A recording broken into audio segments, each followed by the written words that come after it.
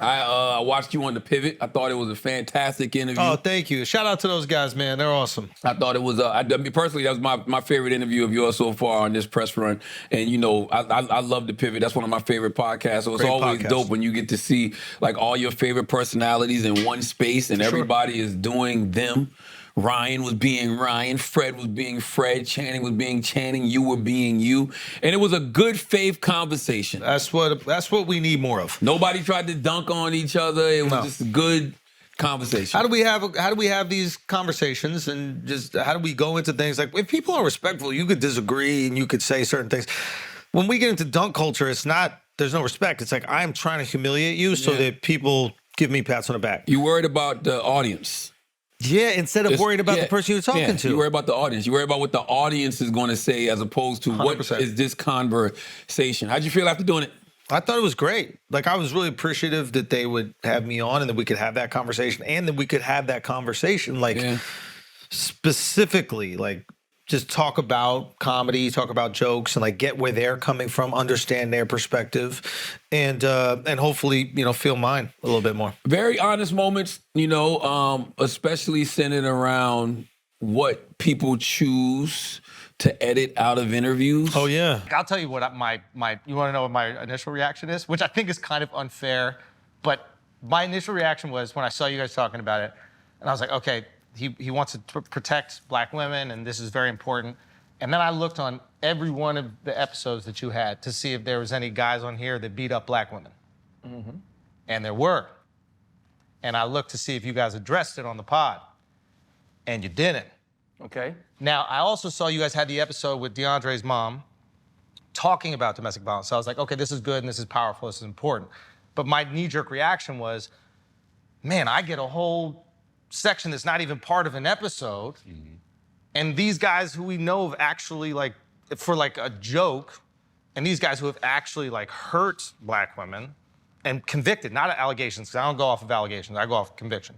Everybody can get an allegation, it means nothing.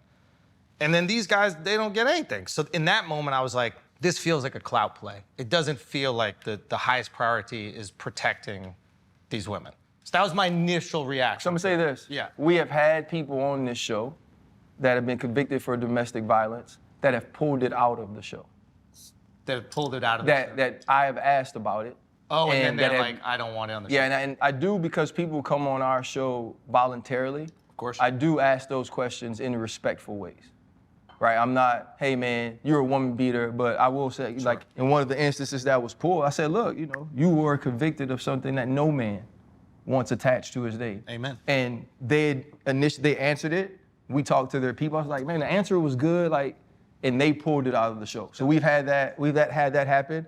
We also had an instance with one of our guests who was talking about sexual assault, and he talked about it in a way that almost said that, okay, how do we blame the women? And I addressed that as well. Yeah. So as far as for me, I try to address it in every opportunity that I get a chance to with them. Yeah. I try to ask them questions in ways that they get to tell their side of the story. Yeah. When they sit with us, I do not bash them over the head with it, condemn them, or judge them in the moment. Yeah. I do try to have a conversation about it. I thought that was very, very honest conversation, because I mean, everybody does it depending on what it is. Sometimes you do it because you just say something dumb. You say something that's crazy. Like you say something too wild because you're with your friends and you're acting as if there's not 5 cameras in the room. Yes. And you know what I realized? That's the majority of cuts on a podcast, mind you. It's you just talking to your friends and there's 5 cameras in the room and you forget. And you know, sometimes we say things that, and this is not something I'm not gonna sit here and act like I always did this. I always knew this. And honestly, one of the reasons I don't like to do it anymore is because you just don't know what's gonna cause somebody to be hurt. You know what I mean? Yeah. So sometimes you say things and then it goes out and then you realize, oh shit, you hurt somebody and now people are upset, people are offended. You're like, oh, I probably shouldn't have said that. Exactly. You know? But then sometimes you just don't know. Like you said, we just kicking it, having a good time. Now you got a whole big back brigade out front, you know, being protesting you. You know what I'm saying? That is crazy. Nobody does that on purpose. Those girls skip breakfast to protest you, You know man. what I mean? That's the most important they meal of definitely the eat day. before they protest. Oh, you did? Come on, they eat before they I protest. mean, you start early, bro. You started, what, 6 in the morning? Eat before they protest. They got to. Come on, they're not just coming out there empty stomachs. Why do you think they came to the Breakfast Club?